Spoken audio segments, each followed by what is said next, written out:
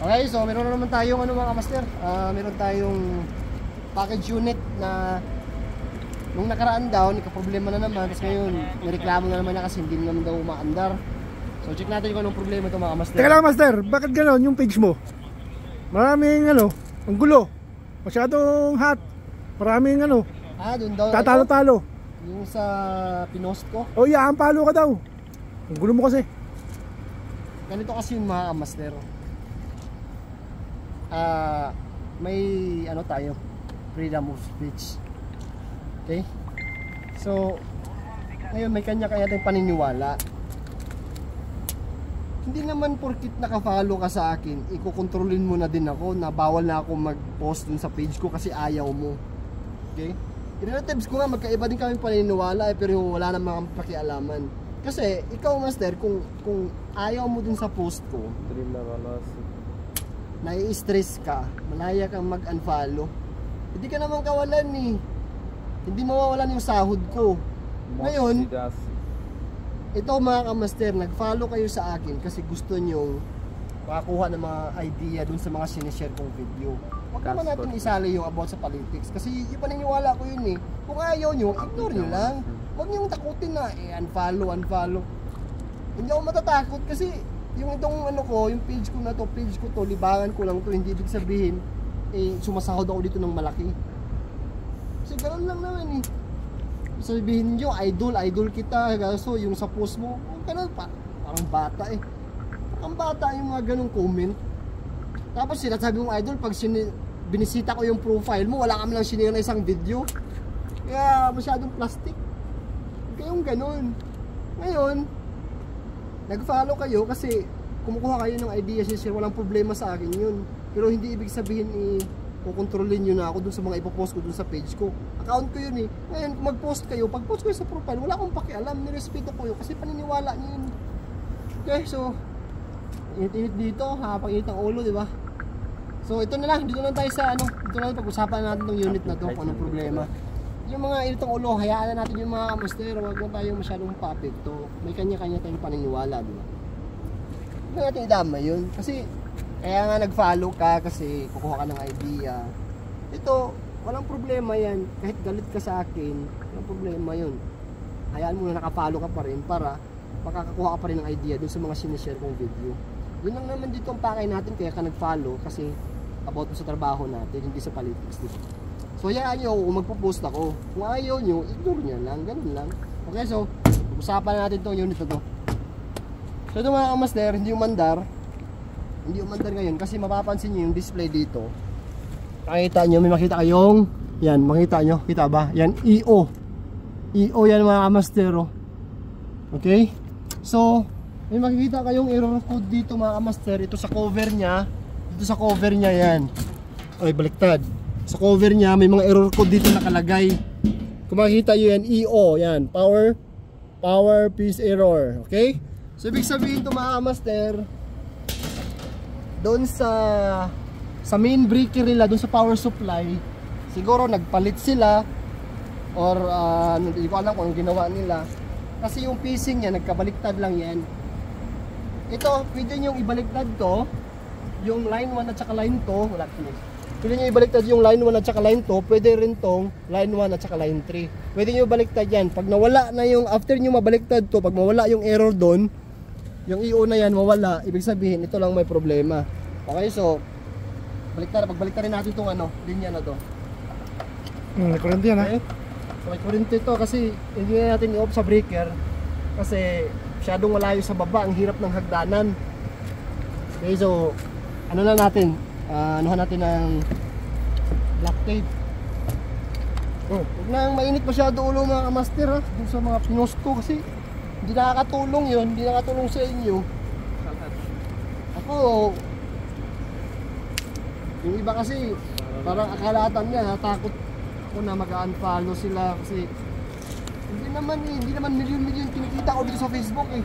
Ang sa akin lang naman is nakapag-share ako doon sa mga master natin na mga hindi pa naka-encounter ng mga ganitong problema.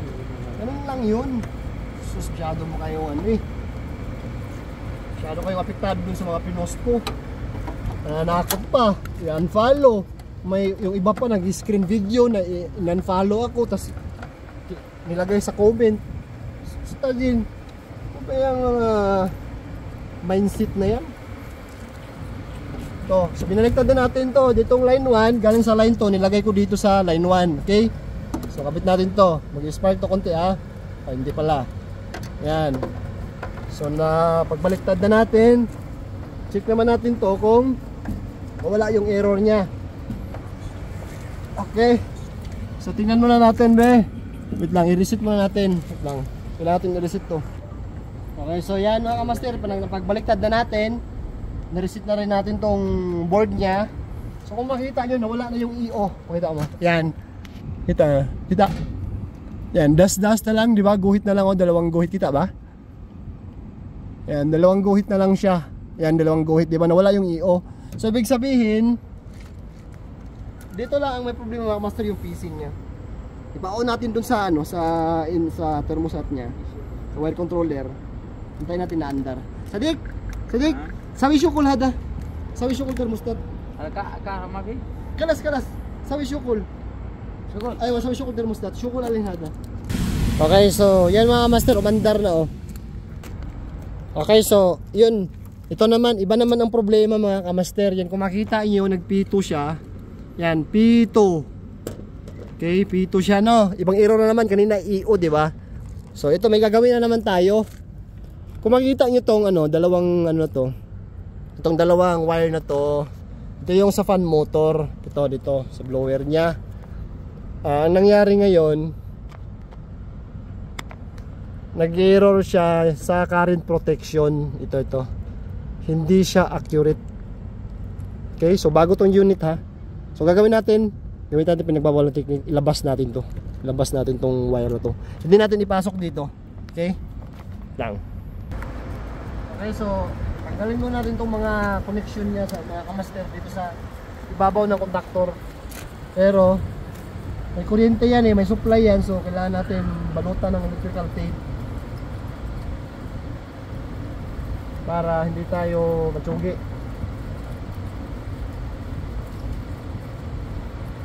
Okay.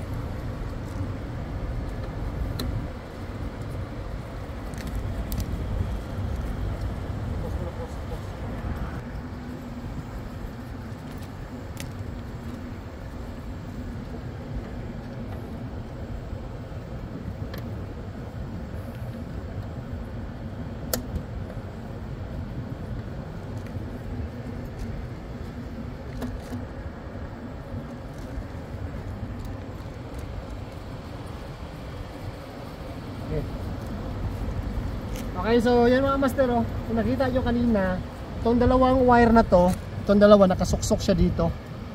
So pag nilagay kasi natin dito, nag-error siya ng pito, so hindi siya ano, hindi na accurate yung current protection nito. So nilabas na lang natin para makita natin kung papaandar natin yung unit. Okay? Paandarin natin ngayon.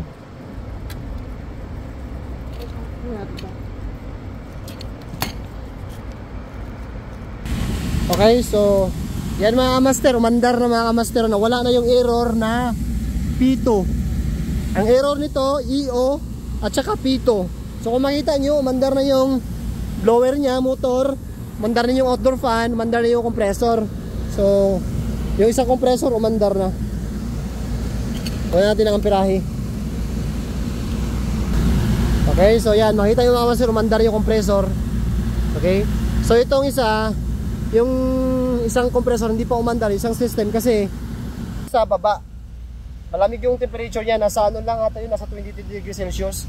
So kaya isa lang compressor umandar, pero maya maya pag mainit masyado dun sa baba, andar din yung isang compressor. Ganito pala yung mga master, itong problema nito, itong current protection niya, pwede siyang i-reprogram kung meron kang device. Kaso kung wala ka nun, pwede nyo palitan ng board ito. Okay, so ito ngayon temporary permanent to. Yan, andar na siya oh. Goods na yan.